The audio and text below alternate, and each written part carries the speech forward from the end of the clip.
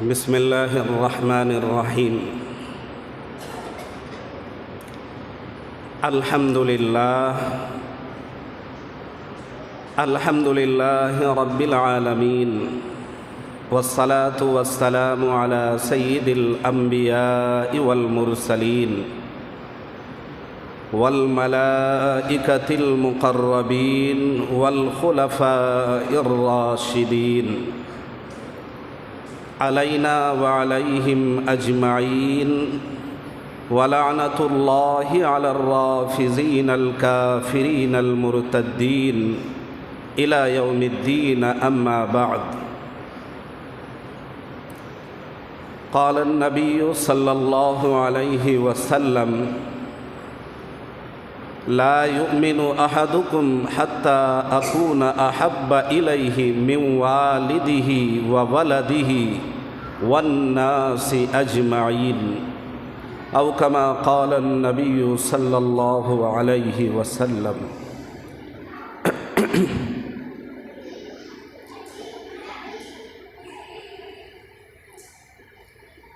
قوت عشق سے ہر پست کو بالا کر دے، قوت عشق سے ہر پست کو بالا کر دے، دہر میں اسم محمد سے اجالا کر دے۔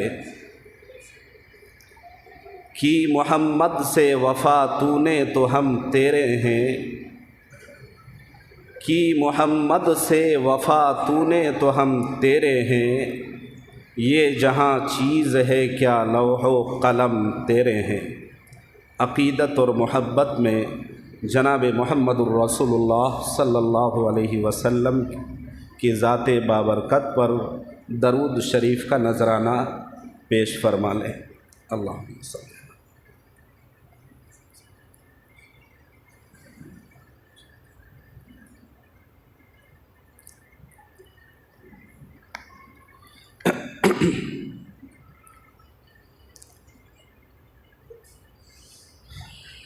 خطبے کے اندر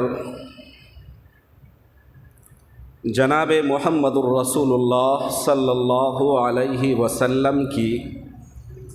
ایک حدیث مبارکہ پیش کی ہے، اور جو حدیث مبارکہ میں نے خطبے میں پڑھی ہے اس کا سادہ سا اور سمپل اور سہل ترجمہ یہ ہے: لا یؤمن احدکم حتی اکون احب الیہ من والدہ وولدہ والناس اجمعین، کہ تم میں سے کوئی اس وقت تک ایمان کے اعتبار سے کامل و مکمل نہیں ہو سکتا جب تک میں اس سے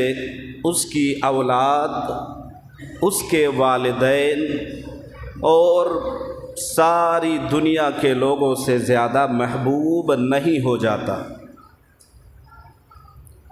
دیگر سے محبت کی نفی نہیں ہے، کر سکتے ہیں، لیکن غلبہ محبت حضور کے لیے ہونا چاہیے۔ مطلب یہ ہے کہ ایسا نہیں ہے کہ حضور کے علاوہ نعوذ باللہ ہم کسی سے محبت نہیں کر سکتے ہیں۔ اگر ایسی بات ہوتی تو ماں کے دل میں بیٹے کی محبت، بیٹے کے دل میں ماں کی محبت، باپ کے دل میں بیٹے کی محبت، اور بیٹے کے دل میں اپنے باپ کی محبت، اپنے بیٹے کی محبت، یہ سلسلہ، یہ جذبہ جو اللہ نے ہمارے دلوں میں معجزاً فرمایا ہے، یہ اس بات کی علامت ہے کہ نبی کی محبت سب سے غالب ہونا چاہیے۔ گویا کہ اس حدیث مبارکہ میں اللہ کے رسول جناب محمد الرسول اللہ صلی اللہ علیہ وسلم نے کامل ایمان اور تکمیل ایمان کے لیے، مکمل ایمان ہونے کے لیے صرف اپنی ذات گرامی سے محبت کو قرار نہیں دیا۔ صرف محبت کی بات نہیں ہے، صرف محبت کی بات نہیں ہے کہ حضور سے حضور کی ذات گرامی سے محبت کا تقاضا کیا گیا، حضور کی ذات گرامی سے محبت کا مطالبہ کیا گیا، محبت کی ڈیمانڈ کی گئی۔ صرف محبت کی بات نہیں ہے بلکہ سب سے بڑھ کر محبت، غالب محبت، اس جیسی اور کسی سے محبت نہ ہو، تاکہ حضور کی ذات، حضور کی بات، حضور کی سنت و شریعت، حضور کی سیرت و صورت اور حضور کی سیرت و اخلاق و کردار کے آگے کسی کا حکم، کسی کی بات، کسی کی محبت، سب کچھ ہیچ زیر بالکل کمتر نظر آئے، سمجھ میں آئے، اور حضور کی ذات اور حضور کی بات اس غلبہ محبت کے لیے سب سے اونچی نظر آئے، اسی کا تقاضا ہے اور اسی کو عشق رسول کہتے ہیں۔ پتہ نہیں آپ لوگوں کو سمجھ میں آ رہی ہے کہ نہیں آ رہی ہے؟ سمجھ میں ہے؟ یعنی اس کا مطلب اگر سیمپل میں آپ سمجھنا چاہیں تو یہ ہے کہ اس کا مطلب یہ ہے کہ ایسا نہیں ہے کہ حضور صلی اللہ علیہ وسلم کے علاوہ، ان کی ذات کے علاوہ، ان کی بات کے علاوہ، ان کے کردار کے علاوہ، ان کے اقوال کے علاوہ، ان کے افعال کے علاوہ، ان کے جو ہے نا حسین سیرت کے علاوہ، صورت کے علاوہ، پیکر و کردار کے علاوہ دنیا میں ہم کسی سے محبت نہیں کر سکتے، ایسی بات نہیں ہے، بلکہ محبت کر سکتے ہیں، سمجھنے والی بات ہے، لیکن حضور کی ذات گرامی سے محبت سب سے بڑھ کر ہونی چاہیے، غالب محبت، اس جیسی محبت اور کائنات میں کسی سے نہ ہو۔ لا یؤمنو، لا کے معنی عربی میں جس کو آپ انگریزی میں نو کہتے ہیں، عربی میں اس کا جو اگر میننگ کہیں گے یا ٹرانسلیٹ کریں گے تو معنی بنے گا نہیں۔ لا یؤمنو، وہ بندہ مومن نہیں ہو سکتا، احدکم، کہ تم میں سے کوئی بھی اس وقت تک مومن، مسلمان، ایمان کے اعتبار سے کامل، مکمل، پکا، سچا، اچھا مسلمان نہیں ہو سکتا، حتیٰ اکون الیہ من والدہ، حتیٰ اکون احب الیہ، اس وقت تک جب تک حضور کی ذات سے محبت اس قدر ہو کہ اس قدر یا اس جیسی محبت پوری کائنات میں اور کسی سے نہ ہو، جب تک حضور کی ذات سے ایسی محبت کہ اس جیسی محبت کائنات میں اور کسی سے نہ ہو، ایسی محبت نبی کے امتی کے دل میں نہ ہو، اللہ کے کسی بندے کے دل میں نہ ہو، اس وقت تک اللہ کا وہ بندہ اور نبی کا امتی پکا، کامل، سچا، اچھا مسلمان نہیں بن سکتا۔ بالکل شارٹ میں اور چند لفظوں میں نے اس کا جو ہے نا بتا دیا۔ اور حضور صلی اللہ علیہ وسلم، صحابہ کرام حضور صلی اللہ علیہ وسلم کے عشاق کی جیتی جاگتی تصاویر تھے۔ عشاق کہتے ہیں عاشقوں کی، محبت کرنے والوں کی، کہ صحابہ کرام سے زیادہ کائنات دنیا نے سرکار دو عالم جناب محمد الرسول اللہ صلی اللہ علیہ وسلم سے محبت کی ہے۔ اس جیسی محبت کائنات میں صحابہ کرام کی ذات کو چھوڑ کر اور نہ کوئی کر سکا ہے، نہ صبح قیامت تک کر سکے گا، نہیں ہو سکتا ہے، ممکن نہیں ہے۔ حضور صلی اللہ علیہ وسلم کی حدیث میں یہ فرمایا گیا کہ ایمان کامل، مکمل اس وقت تک نہیں ہوگا جب تک حضور کی ذات سے محبت اپنی اولاد سے بڑھ کر نہ ہو، حضور کی ذات سے محبت پیرنٹس سے بڑھ کر نہ ہو، حضور کی ذات سے محبت پوری انسانیت سے جب تک بڑھ کر نہ ہو، تب تک وہ بندہ کامل مسلمان نہیں ہو سکتا۔ اب آپ کہیں گے ہم تو تسبیح بھی پڑھتے ہیں، آپ کہیں گے ہم تو پانچوں وقت کی آ کر جماعت کے تکبیر اولیٰ کے اہتمام کے ساتھ نماز بھی پڑھتے ہیں۔ یہ سمجھنا آپ کے لیے انتہائی ضروری چیز ہے، بہت اہم بات بتا رہا ہوں۔ آپ کہیں گے کہ ہم تو قرآن اللہ کی کتاب ہے، اللہ کا حصہ ہے، وہ بھی پڑھتے ہیں۔ آپ کہیں گے نبی کی فرامین پر عمل بھی کرتے ہیں۔ آپ کہیں گے دین میں جو چیزیں آتی ہے، جو دین کے حصہ اور دائرے میں جو بھی آتی ہے، ان تمام چیزوں کو ہم عمل میں لاتے ہیں، بجا لاتے ہیں، کرتے ہیں، عمل کرتے ہیں۔ آپ کہتے ہیں پھر بھی کامل مکمل مسلمان نہیں ہو سکتا، تو اس کا میں سمجھانے کے لیے فور ایگزامپل میں بتاؤں کہ ایک بندہ جس کا عقیدہ ٹھیک نہیں ہے اللہ کے بارے میں، اور وہ سب کچھ کرتا ہے جو کچھ ایک مسلمان کرتا ہے، تو بتائیے اس کا وہ نیک عمل جس کو دین کا حصہ سمجھا جاتا ہے، ان عملوں کا اس کا کوئی فائدہ ہوگا؟ ارے سمجھ میں نہیں آئی کہ فائدہ ہوگا؟ اس کی کئی بار میں مثالیں دے چکا ہوں کہ ابھی مسلمان خیر خواہی کے لائن میں کچھ بھی نہیں ہے، جبکہ کہا گیا کہ دین سراپا خیر خواہی کا نام ہے، بھلائی کرنے کا، اور قرآن کہتا ہے کہ بھلائی کا بدلہ، برائی کا بدلہ بھلائی سے دو۔ مگر ایک مسلمان کا نیچر نہیں کہیں گے، مسلمان نے اپنی عادت ایسی بنا لی ہے کہ برائی کا بدلہ بھلائی سے کا دے گا، بلکہ بھلائی کا بدلہ برائی سے دینے کو سمجھ لیجئے کہ اس کا اپنا سب سے پہلا لکشیہ رہتا ہے۔ اولین ترجیح گویا کہ وہی ہے کہ کسی سے کسی کی بھلائی دیکھی نہیں جا رہی ہے۔ اگر کوئی کسی کے ساتھ بھلائی کا معاملہ کرتا ہے تو بجائے اس کے کہ ہم بھی اس کے ساتھ بھلائی کا معاملہ کریں، ہم اس کے ساتھ برائی کا معاملہ کرتے ہیں اور اچھا سلوک اس کے ساتھ نہیں کرتے۔ اس کی میں ایک بہت ساری مثال دے چکا ہوں کہ دین سراپا خیر خواہی کا نام ہے۔ مسلمان کو تکلیف ہوئی، دوسرے مسلمان کا دل پسیج گیا، تڑپ اٹھا، اور جانتے ہیں یہ میری بات نہیں ہے، زبان میری ہے، میرے سرکار دو عالم جناب محمد الرسول اللہ صلی اللہ علیہ وسلم کی بات ہے۔ ایک ایمان والوں کے لیے یہ کتنا امپورٹنٹ اور ضروری چیز ہے، آپ سنیں۔ اللہ کے نبی نے فرمایا کہ ایک مسلمان دوسرے مسلمان کے لیے ٹھیک اسی طرح ہے جس طرح ایک عمارت کی بنیاد یا ایک دیوار بننے کے لیے، چھت بننے کے لیے ایک اینٹ کے اوپر دوسری اینٹ کا ہونا ضروری ہے۔ اگر اینٹ ایک رکھ دی جائے، بنیاد میں کچھ اینٹیں رکھ دی جائے، گارا سیمنٹ وغیرہ یہ چیزیں رکھ دی جائے، اور بیچ میں خلا ہو، خالی ہو، اور پھر اوپر سے اینٹ رکھ دی جائے، تو بتائیے وہ اینٹیں رہے گی ہوا میں لٹک کے؟ یشدہ کالبنیان، کہ ایک مسلمان دوسرے مسلمان کے لیے بنیان یعنی عمارت کی طرح ہے کہ ایک اینٹ ہٹاؤ تو دوسری اینٹ خود بخود گر جائے۔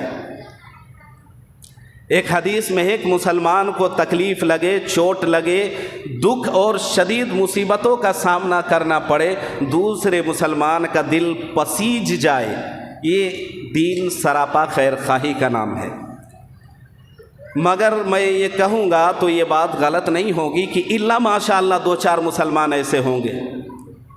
ورنہ سب کے اندر یہ عادت بھری ہوئی ہے، کسی نہ کسی اینگل سے، کسی نہ کسی اعتبار سے وہ کردار میں وہ چیزیں سامنے آ ہی جاتی ہے۔ بہرحال میں بتا رہا تھا کہ عقیدہ جب تک صحیح نہ ہو، یہ دین کی باتیں، دین کے کام، یہ چیزیں فائدہ نہیں دیتی ہے۔ اس کی مثال کچھ یوں بنتی ہے کہ اگر غیر مسلم ہے، نن مسلم ہے، مسلمان نہیں ہے، اور وہ اگر لا الہ الا اللہ پڑھے بغیر، کلمہ پڑھے بغیر، دائرہ اسلام میں داخل ہوئے بغیر وہ اگر نمازیں پڑھتا ہے، تو بتائیے اس کی نماز کا کوئی فائدہ ہو سکتا ہے؟ قابل قبول اس کا ثواب یا نیکی مل سکتی ہے؟ سکھ لوگ سردی کے موسم میں اتنی ٹھنڈ پڑ رہی ہوتی ہے کہ لوگ ٹھنڈ سے ٹھٹر رہے ہوتے ہیں،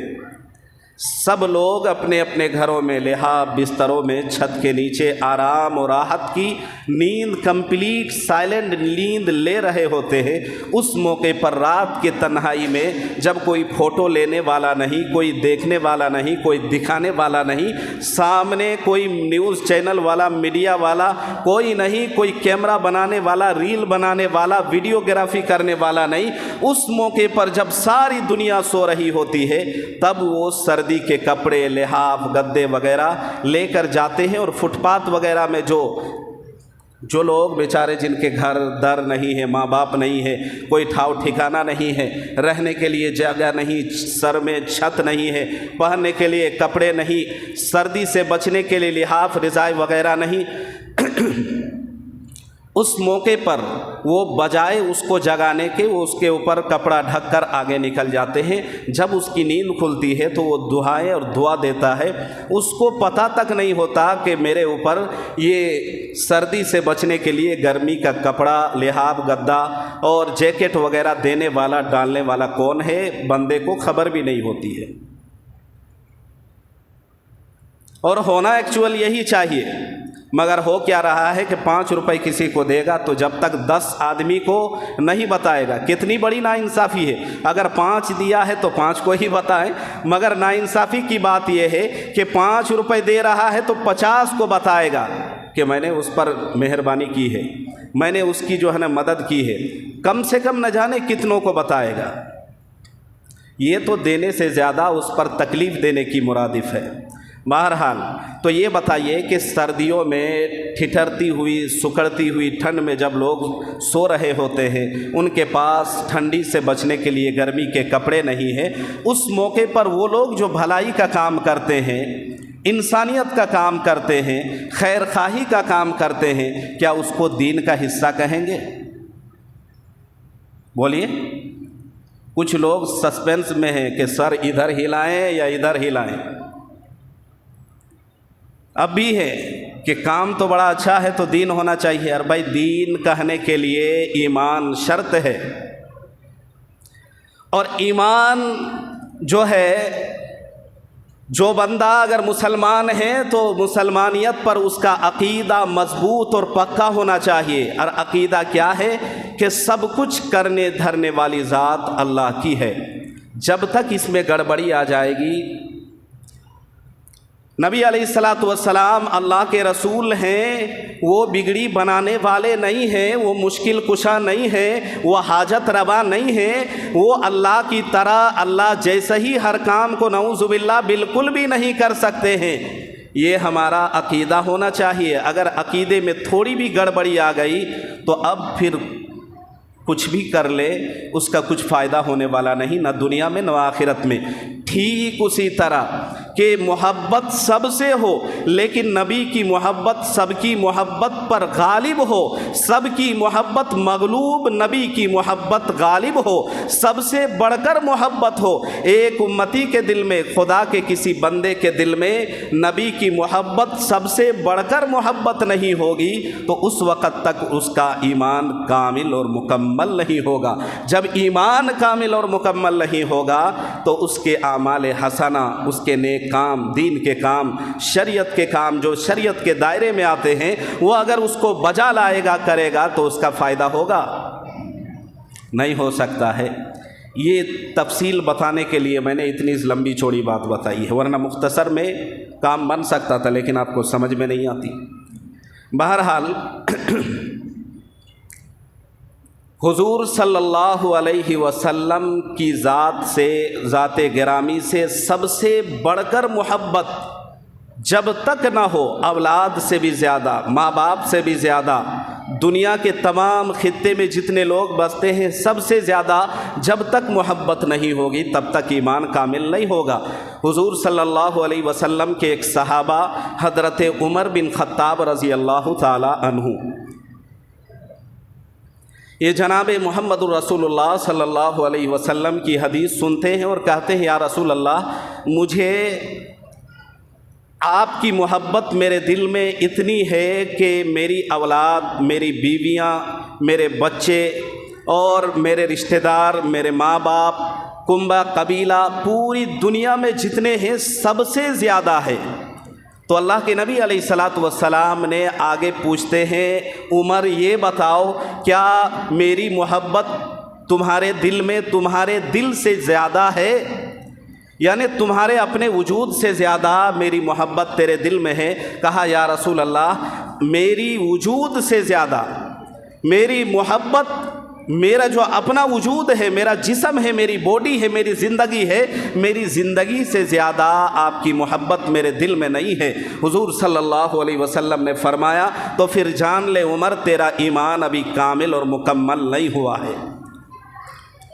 اس عمر سے اللہ کے نبی کہتا ہے صلی اللہ علیہ وسلم کہ عمر تیرا ایمان کامل مکمل تب ہوگا جب تیرے وجود، تیرے جسم، تیری باڈی، تیری زندگی سے زیادہ تیرے دل میں میری محبت ہوگی، تب تیرا ایمان مکمل ہوگا۔ اس عمر سے اللہ کے نبی فرماتے ہیں جس عمر کی رائے پر قرآن کریم کی 27 آیتیں نازل ہوتی ہیں۔ اس عمر کے بارے میں اللہ کے نبی فرماتے ہیں، جس عمر کے بارے میں اللہ کے نبی کی زبان سے نکلی ہوئی بات ہے، حدیث میں ہے کہ جس راستے سے عمر گزر جاتا ہے شیطان کو اس راستے سے گزرنے کی ہمت نہیں ہوتی۔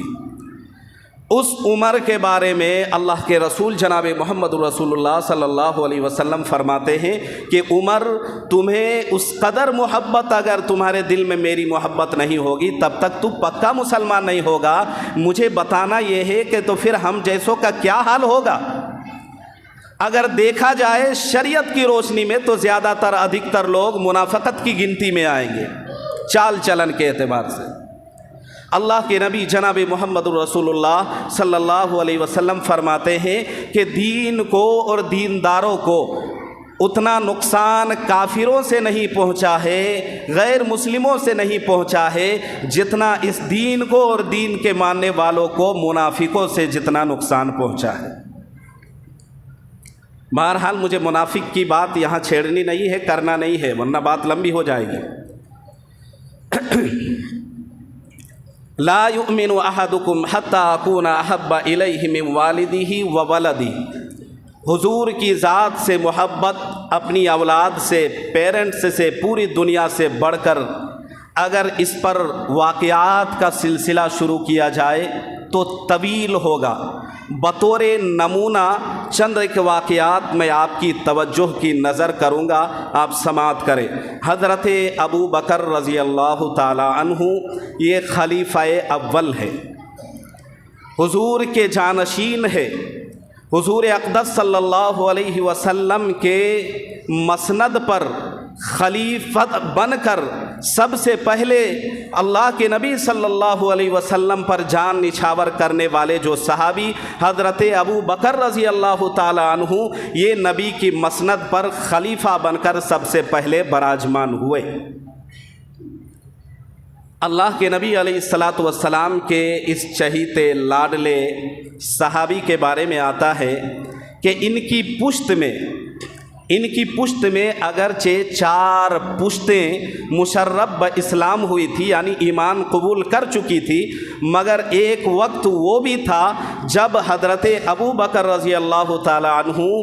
ایمان والے تھے، اللہ کے نبی پر ایمان لے آئے تھے، مگر والد ابو قحافہ ایمان کے دائرے میں نہیں آئے تھے، مسلمان نہیں ہوئے تھے۔ حضرت ابو بکر صدیق رضی اللہ تعالی عنہ کے والد کا نام کیا تھا؟ ابو قحافہ، ابھی بتایا نا بھائی۔ اور حضرت ابو بکر کا نام کیا تھا؟ یہ بھی کسی کو نہیں پتہ ہے، بتائیے۔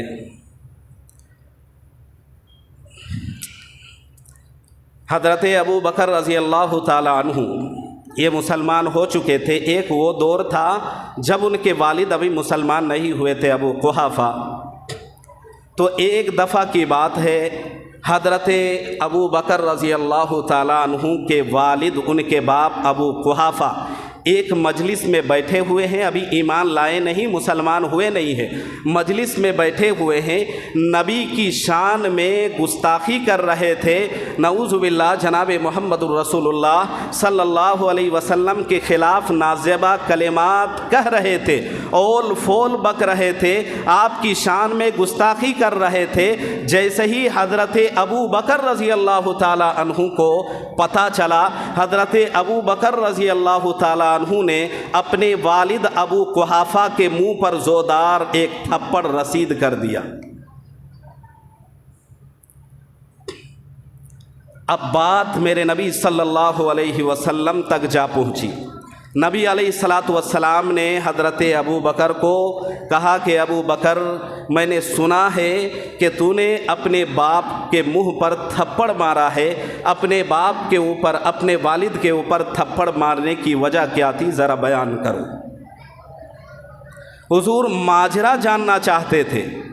اللہ کے نبی علیہ الصلاۃ والسلام کے پوچھنے پر حضرت ابو بکر رضی اللہ تعالیٰ عنہ کہتے ہیں کہ حضور، یہ جو میرا والد ہے ابھی مسلمان ہوا نہیں ہے، کہا حضور یہ ابو قحافہ یہ آپ کی شان میں گستاخی کر رہا تھا، اور محمد کا غلام ابو بکر کے سامنے اگر کوئی محمد، سارے کہیں عقیدت میں صلی اللہ علیہ وسلم، کوئی محمد عربی صلی اللہ علیہ وسلم کی شان میں گستاخی کرے، وہاں ابو بکر چپ رہے، وہاں رشتہ کو دیکھے، ایسا نہیں ہو سکتا حضور، میں نے آپ کی محبت میں جب دیکھا کہ یہ جو ہے نا گالیاں بکتا ہے، اول فول بکتا ہے، آپ کی شان میں گستاخی کرتا ہے، مجھ سے رہا نہیں گیا، میں نے غصے میں آ کر تھپڑ رسید کر دیا۔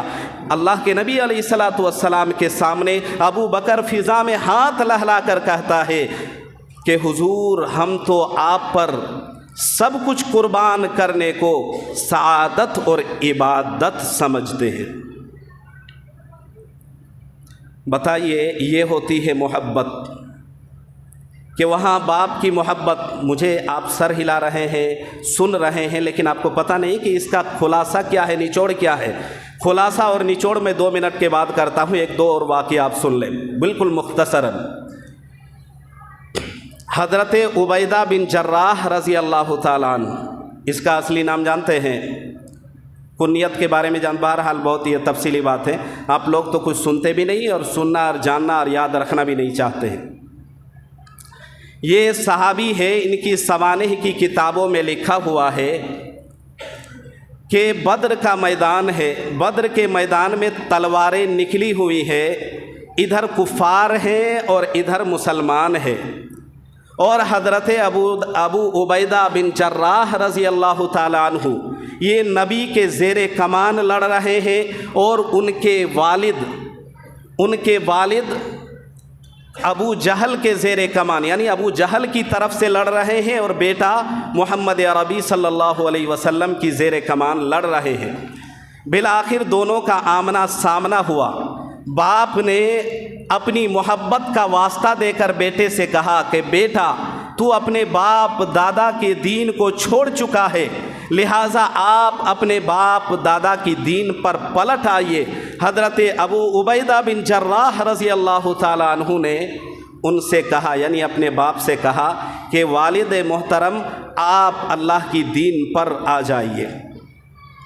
بالآخر یہ بولتے ہیں بار بار، اور یہ ماننے کو تیار نہیں، بیٹا اپنی باپ کی بات کو بالکل بھی نہیں مانتا ہے۔ بالآخر نتیجہ یہاں تک جا پہنچی کہ نوبت یہاں تک جا پہنچی کہ جناب محمد الرسول اللہ صلی اللہ علیہ وسلم پر جان چھڑکنے والا، کلمہ پڑھنے والا، جانثار وہ صحابی جس کو ابو عبیدہ بن جراح رضی اللہ تعالیٰ عنہ کہتے ہیں، انہوں نے اپنے والد کے سر قلم کر دیا، اور نبی کے مجلس میں نبی کے سامنے پیش ہو کر کہا کہ حضور، ہم نے آپ کی محبت میں اپنی باپ کی محبت کو میں نے مغلوب کر دیا، آپ کی محبت کو غالب کر دیا۔ حضور، میں نے آپ کی محبت میں اپنے والد کی گردن سر تر سے جدا کر دیا۔ میرے دوستو بزرگوں، یہ ہوتی ہے محبت۔ لا یؤمن احدکم حتی اکون احب الیہ من والدہ و ولدہ، والدہ جس کو ماں کہتے ہیں، فطرتاً باپ سے محبت تو ہوتی ہے، لیکن باپ کے مقابلے میں ماں سے اس سے بڑھ کر کہیں زیادہ محبت ہوتی ہے۔ ہوتی ہے کہ نہیں؟ ماں سے زیادہ محبت ہوتی ہے۔ بہرحال ایک صحابی ہے، ان کے بارے میں آتا ہے حضرت سعد بن ابی وقاص رضی اللہ تعالیٰ عنہ، اور صحابی کا نام ہے۔ یہ ایمان قبول کر چکے تھے، वालिदा को कहीं से इस बात की भनक लग गई कि मेरा बेटा नऊज़ु बिल्लाह मोहम्मद का, सारे कहें सल्लल्लाहु अलैहि वसल्लम, ये कलमा पढ़कर मुशर्रफ ब इस्लाम हो चुका है, ईमान के दायरे में ये जा चुका है। जब उसको खबर मिली, पता चला, तो माँ आगे से कहती है बुला के कि बेटा इधर आ। जब बेटा सामने आता है तो कहती है माँ कि बेटा तू अपने आबाओ अजदाद की दीन छोड़ चुका है, मुझे इसकी भनक लगी है। अगर ये सच बात है तो बेटा तू अपने आबाओ अजदाद के, अपने बाप दादा की दीन पर पलट आइए। अगर नहीं पलट आओगे तो याद रहे मैं न खाऊंगी न पीऊंगी, भूख हड़ताल करूंगी और बगैर खाए पिए मर जाऊंगी, और पूरी दुनिया के सामने मैं तुम्हें माँ का कातिल बना कर जाऊंगी। दुनिया तुम्हें ताना देगी, तुम्हें बुरा भला कहेगी। इसलिए आप अपने बाप दादा की दीन पर पलट आइए। नऊज़ु बिल्लाह मोहम्मद पर जो आपने कलमा पढ़ा है उससे आप सरे मुँह इन्हिराफ कर लीजिए। बिलाखिर माँ इसरार करती है, बेटा इनकार करता है, माँ फिर इसरार करती है, बेटा आगे से इनकार करता है। कई दफ़ा जब ये सिलसिला चला, 2 दिन 3 दिन गुजर गया, तीसरे दिन भूख की शिद्दत और तड़प की वजह से माँ तड़प उठी, बिलक उठी, उससे माँ से रहा नहीं गया। बिलाखिर नतीजा ये हुआ कि माँ की मोहब्बत में बेटा हर वक्त खाने के टाइम में खाना पानी वगैरह लेकर हाजिर होता और खिलाने पिलाने और अपने माँ को राज़ी करने की कोशिश में वो लगा रहता। माँ मानती नहीं। बिलाखिर नतीजा ये निकला कि तीसरे दिन जब रहा नहीं गया तो माँ आगे से कहती है कि बेटा अब ऐसा लगता है कि मेरे तन से जान जुदा होने को है, मेरी जान निकलने को है। आखिरी बार मैं तुमसे कह रही हूँ कि बेटा तुम अपने बाप दादा की दीन में पलट आओ। बेटा अपनी माँ के बात मान नहीं सकती। बेटा आगे से कहता है कि माँ तुम्हारी जो ये बात है, तुम्हारा ये जो मुतालबा है, तुम्हारा जो ये डिमांड है, मैं इसको पूरा नहीं कर सकता, तुम्हारी ये बात नहीं मान सकता। बिलाखिर वो कहते हैं कि अगर जनाब मोहम्मद रसूलुल्लाह सल्लल्लाहु अलैहि वसल्लम की ज़ात से इस कदर मोहब्बत है सहाबी के दिल में, वो कहते हैं माँ फिर मैं चली जाऊंगी और दुनिया तुम्हें ताना मारेगी। आगे से हज़रत साद बिन अबी वक्कास कहते हैं कि माँ याद रहे अल्लाह ने तेरे सीने में एक दिल रखा है, अल्लाह अगर तेरे सीने में 100 दिल रखा होता, हर एक दिल में एक एक बार करके तू अगर तेरी जान तन से जुदा हो जाते, अगर तू मरती रहती, ये मंजर तेरा बेटा देख लेता, इसको बर्दाश्त कर लेता। लेकिन मोहम्मद का लाया हुआ दीन, मोहम्मद पर पढ़ा हुआ कलमा ना तो दीन छोड़ सकता है, ना सरे मुँह इन्हिराफ कलमा से कर सकता है। दूसरे लफ्ज़ों में यूँ कहिए कि माँ अल्लाह ने मुझे एक माँ दी है, अगर 100 माँ दी होती तो मैं अल्लाह के रास्ते में 100 माँ भी कुर्बान करने को तैयार, लेकिन मैं मोहम्मद का लाया हुआ दीन छोड़ दूँ, मैं ईमान से इन्हिराफ कर लूँ, ये मुमकिन नहीं है। तो इसको कहते हैं इश्क, और इसी को कहते हैं इश्क रसूल, और इसी का तकाज़ा, इसी का डिमांड, इसी का मुतालबा है कि इश्क हो तो ऐसा हो कि नबी के इश्क के सामने, दीन और शरीयत के सामने अगर अपना कोई काम आ जाए, नबी के शरीयत के सामने बेटे की मोहब्बत आ जाए, नबी की शरीयत के सामने घर की परिवार की बात आ जाए, नबी की शरीयत और सुन्नत के सामने शादी ब्याह की बात आ जाए, सबको एक तरफ धर दिया जाएगा, नबी की बात को सीने से लगाया जाएगा। छोटी सी मिसाल, अभी दाढ़ी रखने को लोग, नऊज़ु बिल्लाह मेरे नबी की ये सुन्नत है, लेकिन इसको लोग आर समझने लगे। और उस मौके पर जब शादी ब्याह या मंगनी का मौका हो तब तो खास कर कहते हैं लोग कि भाई देखो दाढ़ी मत रखना, अगर दाढ़ी रखोगे तो हो सकता है तुम्हारी जो होने वाली बेगम होगी, तुम्हारी शक्ल हुलिया पहले से अगर उसको पता चल जाए, समझ में आ जाए, तो हो सकता है रिश्ता तुम्हारा टूट जाए। तो नबी की मोहब्बत क्या है? यही तो है कि वहाँ अपनी बीवी, अपनी औरत, अपने रिश्तेदार, अपना कुंबा कबीला, अपने भाई, अपनी ज़िंदगी, अपनी मोहब्बत, अपना जिस्म, ہر چیز کو ایک طرف رکھا جائے گا، نبی کی محبت کو، نبی کی شریعت کو، دین کو سینے سے لگایا جائے گا۔ بیٹا رو رہا ہے، نماز کا وقت ہے، فرض نماز کے بارے میں یہ مسئلہ لکھا ہوا ہے کہ محمد عربی صلی اللہ علیہ وسلم کے بارے میں ہے کہ اگر فرض نماز کا وقت ہو جائے اور میری ماں اگر محمد عربی صلی اللہ علیہ وسلم کو پکارے کہ بیٹا محمد ادھر آ، تو محمد عربی صلی اللہ علیہ وسلم کے بارے میں ہے کہ تمام چیزوں کو چھوڑا جا سکتا ہے، ماں کی بات کو ٹالی جا سکتی ہے، لیکن اللہ کا حکم کو ٹالا نہیں جا سکتا۔ اسے کہتے ہیں عشق۔ عشق کے سامنے تمام چیزیں پست کرنا، زیر کرنا، تیگ کرنا، چھوڑنا، یہی ہے عشق رسول اور اسی کا تقاضا ہے۔ نماز کا ٹائم آ گیا اور کہیں ضروری کام میں جانا ہے تو نبی کی شریعت، نبی کی محبت کا تقاضا اور ڈیمانڈ ہے کہ اپنا وہ جو ضروری کام جس کے لیے آپ موٹر سائیکل میں بیٹھے ہیں، سج دج کے بیٹھے ہیں، اس کام کو آپ بعد میں کیجئے، پہلے اللہ کا گھر آئیے، اللہ کی اذان سن کر، اللہ کے گھر کی ندا سن کر۔ مگر ہم کوئی کرتے ہیں؟ اگر نہیں کرتے ہیں تو یہ حدیث میں نے کئی بار آپ کو پڑھ کر سنائی، ترجمہ بتایا کہ اس اعتبار سے معیار پکا، کامل اور مکمل مسلمان آدمی نہیں ہو سکتا ہے۔ اس لیے اللہ کے نبی جناب محمد رسول اللہ صلی اللہ علیہ وسلم کی شریعت، سنت، دین، ان کی چاہت اور ان کے اطوار، اقوال، افعال، تمام چیزوں کے آگے دنیا کی تمام چیز کو زیر کرنا، محبت کو توڑنا، کاموں کو چھوڑنا، تمام کاموں کو آگے پیچھے کرنا اور دین کو سینے سے لگانا، دین پر عمل کرنا، اسی کا تقاضا ہے۔ انشاءاللہ اسی پر عمل کریں گے تو ہی اس دنیا میں ہماری کامیابی ہوگی اور آخرت میں کامیابی ہماری قدم بوس ہوگی، اور اگر ایسا نہیں کریں گے تو نہ یہاں کامیاب اور نہ انشاءاللہ ابد الآباد والی زندگی میں ہمیں کامیابی ملے گی۔ اللہ تبارک و تعالی ہم سب کو جو میری زبان سے بات کا حلوائی ہیں تمام باتوں پر خوب عمل کی توفیق دے۔ وآخر دعوانا ان الحمد للہ رب العالمین۔